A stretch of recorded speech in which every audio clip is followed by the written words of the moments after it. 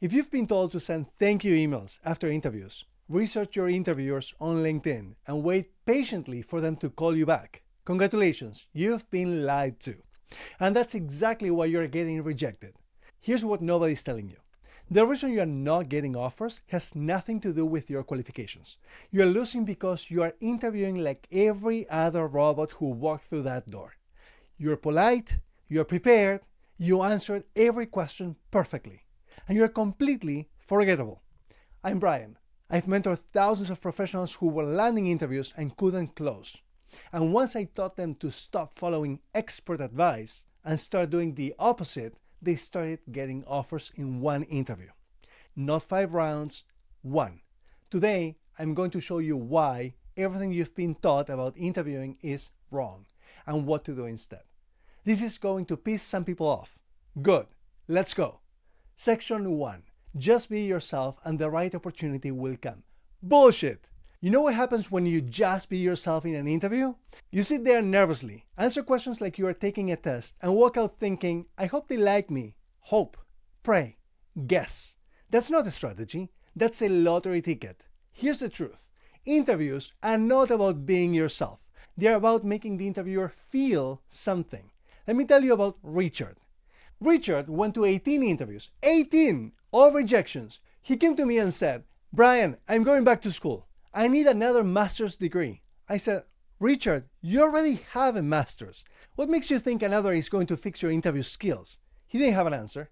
So I taught him one thing. Stop answering their questions. Start controlling the conversation. Next interview, he got the offer as an assistant director in New York City. What changed? Not his resume, not his credentials, his approach. See, here's what's actually happening in interviews. You walk in. They ask questions, you answer, they take notes, you leave, and then they compare you to the 4 other people who did the exact same thing. And guess what? Someone always has more experience. Someone always went to a better school. Someone always knows someone on the inside. You will never win by playing that game, so stop playing it. Section 2, the mindset that changes everything. All right. Before I give you the tactics, we need to fix how you think about interviews. Most people walk in thinking, please pick me. I need this job. Wrong. Here's how you need to think. Is this company good enough for me? I'm serious. You have skills. You have experience. You have value. If they hire you, they're making a smart decision. If they don't, they're missing out. Now, some of you are thinking, but Brian, I can't afford to be picky. I need a job. No. You need a career opportunity. There's a difference. A job is something you do to pay bills. A career opportunity is something that moves you forward, financially, professionally, personally. And if this company isn't offering that, why are you wasting your time? Here's what you need to understand. The hiring manager wants to hire you. Their job is to fill this position.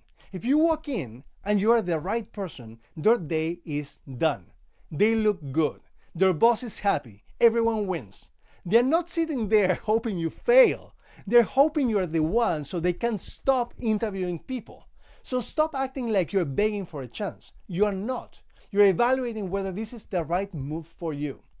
That shift in mindset, that's what makes you magnetic. Section 3. Stop doing what experts tell you. Okay, now let's talk about all the terrible advice you've been following. Myth number 1. Research your interviewer on LinkedIn. Everyone says this, right? Look them up. Find something in common. Mention it in the interview. Here's the problem. Everyone does this, and it's creepy. You walk in and say, oh, I saw you went to Stanford. I love California. And they're thinking, why were you stalking me? Plus, you found the same information everyone else did. You're not special. Here's what actually works. Stop researching. Start connecting. I've never researched an interviewer in my life, not once, and I've gotten every job I've ever interviewed for. Why? Because I focus on making them feel comfortable in the moment, not impressing them with facts I memorized. Myth number 2, send a thank you email after the interview. Oh, this one makes people mad, but I'm going to say it. If you needed a thank you email to stand out, you didn't stand out during the interview. Think about it. If you walked out of that room and the hiring manager thought, wow, that person is incredible. I want to hire them right now. Is a generic email going to change anything? No. And if you didn't make an impact live, an email isn't going to save you. Now, I'm not saying be rude. I'm saying show gratitude during the interview. Look them in the eye at the end and say, thank you so much for your time. I really enjoyed this conversation, and I'm even more excited about this opportunity. I'd love to be part of your team. That's it. That's all you need. Myth number 3. Answer every question perfectly. Here's the thing. Interviews are not tests, but most people treat them like one. They sit there, wait for the question, give the right answer, and wait for the next question. Boring. You know what's memorable? A conversation. So stop answering questions like a robot.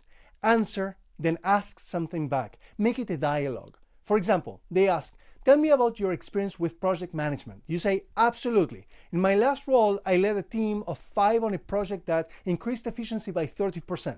We used Agile, which really helped us stay on track. How does your team approach project management here? Are you using Agile or something different? See what I did? I answered, then I engaged. Now it's a conversation. Now I'm memorable. Section 4, how to actually control the interview. All right, so how do you actually take control without being pushy? Let me break it down. Step 1, open with a human moment the second you sit down. Before they ask you anything, you say, hey, thank you so much for having me. How was your weekend? That's it. Most candidates sit there nervously waiting, but you just treated them like a human being. And now the tone of the room changes. They relax. You've set the stage for a conversation, not an interrogation. Let me show you. Imagine you're the hiring manager. Hi, thanks for coming in. Thank you so much. I really appreciate it. How was your weekend? Boom, instant shift. Step 2, use stories, not bullet points when they ask behavioral questions. Tell me about a time when. Don't list facts. Tell a story. Use star plus L. Situation. Set the scene. Task. What was the challenge? Action. What did you do? Result. What happened? Learned. What did you take away? Tell me about the time you failed. Great question. In my last role, I was leading a product launch, and I underestimated how long testing would take. We delayed the launch by 2 weeks, which frustrated stakeholders. What I learned is to always build buffer time, especially for testing. Now, I add 20% more time when I think I need, and I communicate risks early. Since then, I've launched 3 products on time. See? You admitted failure, but you showed growth. That's powerful. Step 3, make them feel like they've known you forever. Here's the secret. People hire people they like, not the most qualified, not the smartest, the one they like. So how do you make them like you?